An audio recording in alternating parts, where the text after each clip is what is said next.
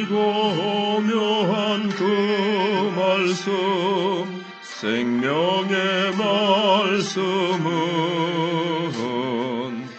귀한 그 말씀 진실로 생명의 말씀이 나의 길과 믿음 밝히 보여주니 아름답고 귀한 말씀 생명샘이로다.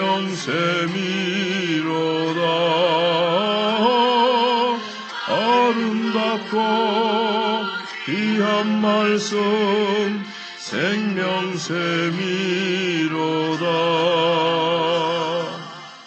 귀한 주님의 말씀은 내 노래 되도다. 모든 사람을 살리는 생명의 말씀을 값도 없이 받아 생명 길을 가니 아름답고 귀한 말씀 생명샘이로다. 아름답고 귀한 말씀 생명샘이로다. 널리 울리어 퍼지는 생명의 말씀은 마음의 용서와 평안을 골고루 주나니 다만 예수 말씀 듣고 복을 받네. 아름답고 귀한 말씀 생명샘이로다.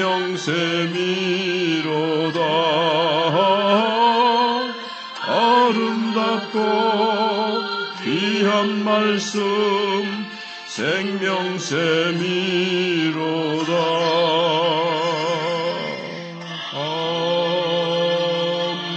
아멘. 하나님 말씀 아모스서 1장 1절 2절만 보겠습니다.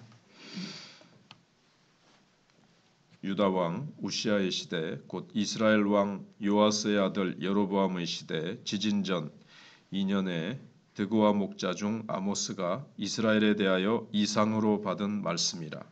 그가 이르되 여호와께서 시온에서부터 부르짖으시며 예루살렘에서부터 소리를 내시리니 목자의 초장이 마르고 갈멜산 꼭대기가 마르리로다. 아멘. 아모스 선지자는 오늘 하나님의 말씀을 부르짖는 사자의 소리에 비유하고 있습니다.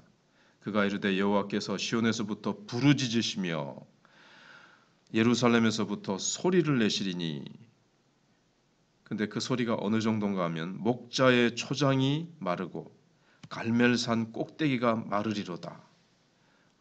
그렇게 아주 힘이 있고 참 맹수가 울부짖는 소리처럼 그렇게 아주 두렵고 무서운 소리로 오늘 이렇게 표현되고 있습니다. 목자가 양들을 이끌고 들판을 지나가는데 무서운 맹수의 울부짖는 소리가 가까이 막 다가오면서 막 바람이 막 휙 스쳐 지나가는 그런 모습으로 표현되고 있습니다. 그러면 양들과 목자는 혼비백산하지 않을 수가 없습니다. 아모스는 뽕나무를 배양하면서 이렇게 목자로 양을 키웠기 때문에 이런 경험을 적잖이 했을 겁니다. 양들을 향해서 공격해오는 맹수들의 부르짖는 소리를 여러 번 들었을 겁니다. 근데 우리는 양을 키우는 문화 속에 살지 않기 때문에 이게 이제 우리에게 와닿지 않지요. 근데 아모스는 하나님의 말씀을 이렇게 실제적으로 표현하고 있습니다. 하나님의 말씀은 이렇게 참 때로는 아주 무서운 맹수의 부르짖는 소리처럼 간담을 서늘하게 하고 혼비백산하게 하고, 그것을 들었을 때에, 그 소리를 들었을 때에 그냥 막 초장이 다 마르는 듯한, 마음은 뭐 얼마나 타들어가고 그냥 그렇게 했습니까? 그런데 하나님의 말씀은 단순한 위협용이 아닙니다. 하나님께서 말씀하셨다면 반드시 행동이 그 뒤를 따라오게 되어 있다라는 것입니다. 그래서 아모스는 하나님의 말씀을 부르짖는 사자의 소리에 비유하고 있습니다. 근데 우리는 이제 오늘날 하나님의 두 가지 소리를 들어야 됩니다. 한 가지는 죄인들을 향해 부르짖으시는 맹수의 소리요. 이게 오늘 본문의 말씀이죠. 근데 또 한 가지는 자신의 부족함을 깨닫고 돌아오는 자에게 들려주시는 한없이 자비롭고 부드러운 치료의 소리입니다.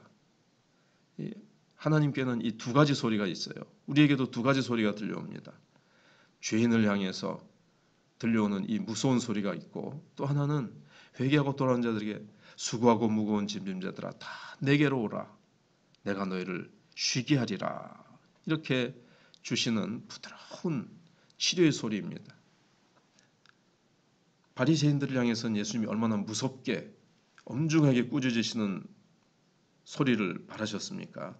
그러나 죄인, 이렇게 또 세리와 창기와 참 연약하고 그런 자들을 향해서는 예수님께서 보시면 꺼져가는 등불을 끄지 아니하시고 상한 갈대를 꺾지 아니하시고 길거리에서 결코 소리를 들내지 않으셨다, 큰 소리를 내지 않으셨다고 말씀을 하십니다. 근데 죄를 지은 자, 교만하여 회개하지 않는 자들에게 있어서 하나님은 아주 이렇게 사자의 소리처럼 그렇게 소리를 바라십니다. 하나님은 반드시 그의 죄를 찾아내실 것이며 이제 심판하실 것입니다. 이제 구약에서는 물론 신약에서 와서 하나님이 바뀌시는 것은 아니죠. 하나님은 죄에 대해서 아주 진노하십니다. 그리고 그 죄를 반드시 찾아내셔서 심판하십니다. 회개하지 않고 계속 그 죄를 지속해서 짓고 그 죄를 버리지 않으면 하나님께서는 자기 백성을 사랑하시기 때문에 그 죄를 찾아내서 심판하시는 겁니다. 사실은 심판도 사랑의 또 다른 동전의 또 다른 면과 같은 거죠. 그러나 회개하고 돌아오는 자는 누구든지 하나님 앞에서 쫓아내지 않으실 뿐만 아니라 한없는 자비로 치료해 주십니다. 사자의 소리는 근데 오늘 본문에 보시면 어디서 들리고 있습니까? 그가 이르되 여호와께서 시온에서부터 부르짖으시며 예루살렘에서부터 소리를 내시리니, 시온과 예루살렘은 결국 하나님의 성전이 있는 곳입니다. 지금은 물리적인 어떤 장소적인 성전을 초월해서 하나님은 온 우주 어느 공간에 있든지 하나님은 어디나 계시죠. 근데 지금 구약 시대 때 남쪽 예루살렘 성전에서 소리를 발하십니다. 지금 북쪽 이스라엘 백성들은 예루살렘을 인정하지 않고 있습니다. 즉 그 성전을 인정하지 않습니다. 자기네들끼리 북쪽에서 여로보암이 막 산당을 많이 지어놓고 또 대충 성전을 하나님이 모세와 솔로몬에게 말씀하신 대로 짓지 않고 자기 마음대로 지어놓고, 그 다음에 뭐 제사장 이런 사람들도 아론의 지파를 따라서 세우지 않고 자기가 원하는 사람에게 막 제사장을 시키고, 그러니까 막 엉터리로 그냥 막 그렇게 하고 있습니다. 그러면서 남쪽에 있는 하나님이 말씀하신 예루살렘의 성전은 인정하지 않습니다. 문제는 뭔가 하면 하나님께서는 여전히 예루살렘에서 그 음성을, 성전에서 하나님의 음성을 바라신다는 것입니다. 근데 북쪽 이스라엘은 다윗 왕가의 반기를 들고 열지파를 떼어서 반역하고 북쪽으로 떨어져 나갔죠. 그러나 문제는 다윗 왕가만 버린 것이 아니라 하나님의 성전까지 버렸습니다. 남쪽으로 가야 되니까 백성들이 다 마음이 남쪽 예루살렘의 성전을 인정하면 여로보암 왕이 백성들이 예루살렘 성전으로 다 가다 보면은 남쪽으로 다윗 왕가로 마음이 쏠리지 않겠습니까? 그것을 차단하기 위해서 자기 마음대로 성전을 지어놓고 거기서 자기 마음대로 제사장을 세우고 그 제사장들의 입술에서 나오는 말을 하든지 막 그렇게 됐습니다. 그러니까 문제는 다윗 왕가만 거부한 것이 아니라 하나님의 말씀까지 내버린 겁니다. 성전을 인정하지 않고 하나님이 성전에서 들려오시는 말씀까지 다 버린 겁니다. 지금으로 얘기하면 교회에서 상처를 받았습니다. 근데 교회도 인정하지 않고 목회자에게 실망했다고 해서 교회 자체와 또 하나님의 말씀 자체를 거부하는 그런 사태가 이제 벌어지기도 합니다. 어떤 사람이 시험에 들어가지고 교회에서 상처를 받고 목사님에게 실망을 해가지고 그냥 교회도 떠나버리고 하나님의 말씀도 듣지 않고 살아간다면 참 어리석은 거죠. 진짜 현명한 그리스도인은 하나님의 말씀이 들릴 때 그것을 사자의 소리처럼 그렇게 이제 듣는 겁니다. 사자의 소리처럼 들려오는 겁니다. 하나님께서 분명히 가까운 곳에 자기를 찾아오시는 그 음성을 듣게 되는 거죠. 그리고 하나님께서 그렇게 깨닫고 회개하는 자, 하나님의 말씀 앞에 가슴을 치면서 그 말씀을 아멘으로 받아들이면서 말씀 앞에 꼬꾸라지고 말씀 앞에서 자기의 모습을 바라보면서 회개하고 성령이여 이 부분을 수술해 주시옵소서라고 하는 자에게는 자신에서 하나님 앞에 그렇게 나오는 자는 궁극적으로는 성령께서 역사하시는 것이지만 그렇게 그 음성 앞에서 스스로 자기를 깨닫고 꼬꾸라지며 하나님 앞에 그 말씀 앞에 자기를 수술해 나가는 자는 하나님이 기뻐하시게 될 겁니다. 그 말씀 앞에서 자신을 비우고 하나님이 기뻐하시는 곳에 자신을 헌신하는 사람, 자신을 내어주는 사람, 하나님께서는 참 그런 사람을 어찌 기뻐하지 아니하실 수가 있겠습니까?